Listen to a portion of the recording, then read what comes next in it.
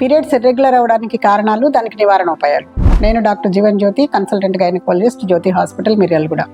Periods ఇర్రెగ్యులర్గా అవ్వడానికి కారణాలు ప్రధానంగా ఓవర్ వెయిట్ అవ్వడం, తద్వారా పాలిసిస్టిక్ ఓవేరియన్ సిండ్రోమ్ రావడం, లేకుంటే విపరీతమైన యాంగ్జైటీతో అండర్ వెయిట్ ఉండడం.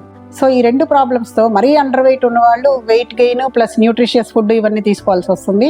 మరి ఓవర్ వెయిట్ ఉన్నవాళ్ళు వాళ్ళకున్న బరువులో 5 to 10% ఆఫ్ వెయిట్ కనుక తగ్గించుకోగలిగితే న్యాచురల్గా వితౌట్ ఎనీ డ్రగ్స్ పీరియడ్స్ రెగ్యులర్గా వచ్చే అవకాశం ఉంది. అలా కాకుండా మోర్ దెన్ 2 months వరకు పీరియడ్స్ రాకుండా ఉన్నట్లయితే ఖచ్చితంగా డాక్టర్ సలహా తీసుకొని వైద్యం చేయించుకోవాల్సి వస్తుంది. అలానే సడన్గా హాస్టల్కి వెళ్ళడము, ప్రధానంగా 10th క్లాస్ తర్వాత ఇంటర్మీడియట్ హాస్టల్కి వెళ్ళడము, ఆ ఇంటర్మీడియట్లో ఉన్నటువంటి వర్క్ స్ట్రెస్, ఫిజికల్ యాక్టివిటీ లేకపోవడము, కార్బోహైడ్రేట్ ఫుడ్ ఎక్కువగా ఇవ్వడము హాస్టల్స్లో, వీటన్నిటి మూలంగా కూడా ఇర్రెగ్యులర్ పీరియడ్స్ వస్తూ ఉన్నాయి.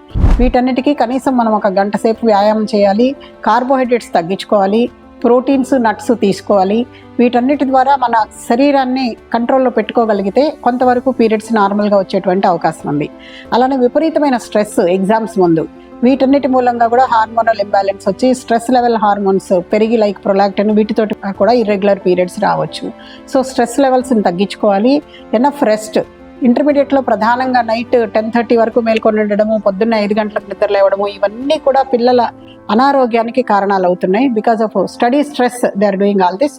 అవి తగ్గించుకోగలగడం కూడా కొంతవరకు పీరియడ్స్ రెగ్యులర్గా రావడానికి కారణమవుతుంది.